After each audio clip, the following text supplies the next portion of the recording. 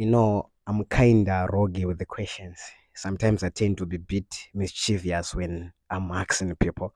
So please, if you get offended, just know that I'm doing it on the behalf of the what of the students. So we dive into our first questions from me. My first question is about mental health. There are a lot of short lists of students committing suicide in Northern Cyprus. The country you are, sir, Northern Cyprus, the country got elected last week. So my question is regarding mental health, maybe it's a girl child or a boy child like myself. What are your measures? What are your counterfeits you can put in place to make sure that everyone is mentally stable and depression is out? So, under my platform, I talk about intervention into students' matters, and under that, I have something that I'll introduce called the Health Aid Committee. That is a new committee that I'll introduce under this leadership. And the essence of introducing this Health Aid Committee is to intervene in issues affecting students. Considering the living conditions in Cyprus here, we are one way or the other affected by the living condition here. And most of those that cannot stand the conditions here, they have been drowned in depression. So in order to tackle this depression issue, we will have a team that will counsel our Liberians always once they experience or once they notice that a student is faced with mental health or not mental health but depression. We will send our team there. They will ask for the cause of their depression, and we will also ask about ways we can help as leadership. But counseling the students will always be our number one priority because we want the students to be in good health. We want them to continue their education, and in order to help them achieve that goal, they have to know the purpose for which they are here, and they also have to know that we are always here for them. Thank you. Thank you so much. Thank you so much. That is quite impressive. You can take something from Mr. President. Mr. President, Yes, sir. this question is kind of personal. How can you ensure accountability in your cabinet? Accountability. Yes, how can you ensure transparent in your cabinet? Because there are a lot of incompetence and deficiencies along that way. Okay.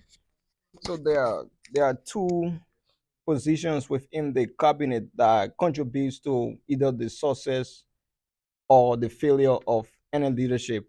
That is the treasurer position and the position of financial secretary. So in that regard, especially financial accountability. So in that regard, anyone that will be appointed as financial secretary and treasurer, we will have something called the internal control within the executive, where everyone will have functions, everyone will have roles to play in the cabinet. So in order to achieve that, people will report every time to the president. And also, I will set up a team, to appraise performances. So we will have something called performance appraisal, like you have heard about performance appraisal. So once you perform a duty, we will have a team to appraise your performance in order to ensure that you are transparent, in order to ensure that you are accountable to the students, because we are employed by the students, and in as much as we are employed by the students, we should work at their way and pleasure.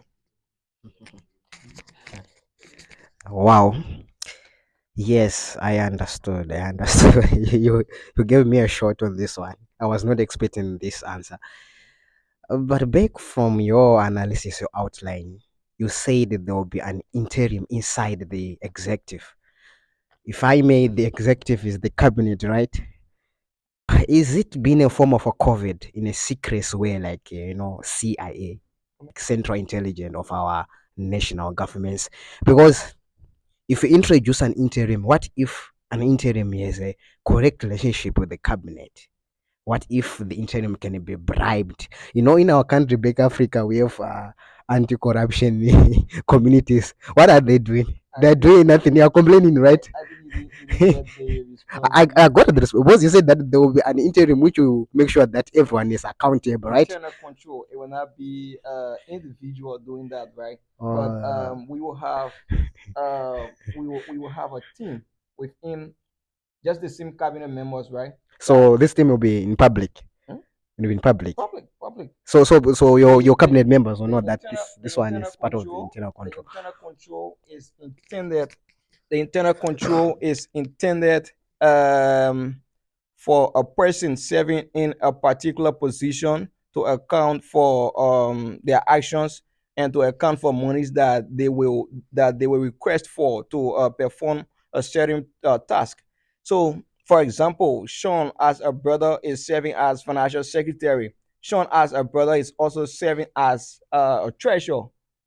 You understand that? So two persons will not occupy one person in fact one person will now occupy two positions wherein Sean will serve as financial secretary and treasurer at the same time because Sean will have the power to reconcile financial records and also keep the money.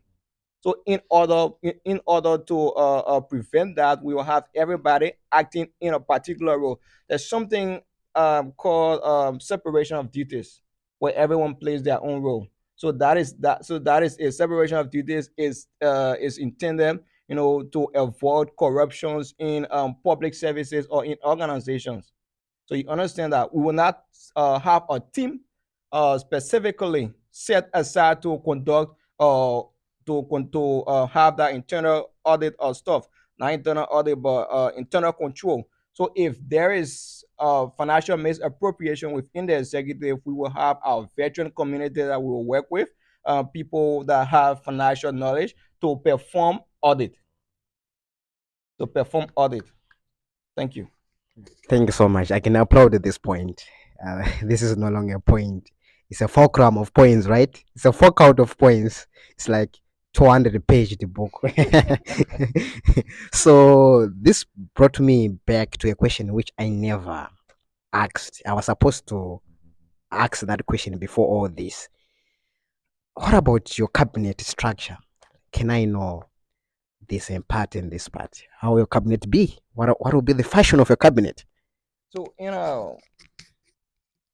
as per our constitution, there are eight members that should be that the executive should consist of.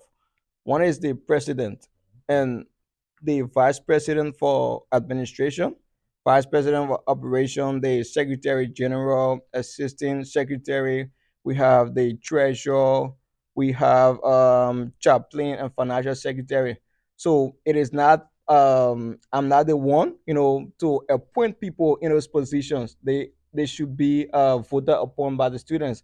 But once you are not voted, once a specific position, an individual is not do not or did not vie for that position, it gives me the right as it is included in the constitution to appoint in that position. So the appointment that will be done will be confirmed by the students body. So I will not have anything to influence decision. Once I appoint you, the students confirm you, then you become automatically part of the cabinet. But before appointing people, I will take into consideration track records. I will take into consideration morals. I will take into consideration how you have conducted yourself in public. So I will not just appoint anybody in the cabinet. I like the part constitution. If I to look at the framework of your cabinet structure, I would wish to be hired as a lawyer just to make sure that everything moves in a correct mechanisms. And then my last question from me, sir, it's about academic success and full participation. When I was a president, sometimes I would announce meetings, summits, some events that are outside the classroom, extracurricular activities for my community members to participate. But you know what? The sad part is that the turnout was low. It seems like students are not interested in this kind of business where we'll be their leaders and we'll be taking care of their issues. I don't know. You can even condemn, like, let's say, you can even plan a sporting event right now, but you say about 5 people attending. I don't know what is the issue, Mr. President, and if we try to expound the issue, to exponent the issue, right? What ways can you put in place to make sure that everyone participate? There's a full participation, as I believe that can lead to academic success. So I'm a student of business, and in my department we have almost 50 librarians. Yeah. So from my observation, when students do not understand the lessons, when other students try to help, they turn up for extra studies. So we will have summits, like you said, we will have extra curriculum activities, to ensure that students are up to date and they are furnished with information regarding their field of studies. So once, even if the turnout is low, we will do constant publicity for students to get the information, for the information to go across so that students can turn up.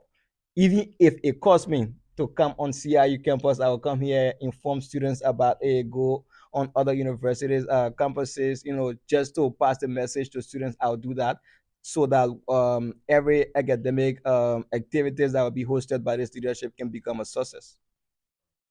Thank you. Thank you so much, viewers.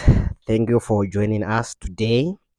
As our show come to the closing, let me shake the president. I want to bless you, sir.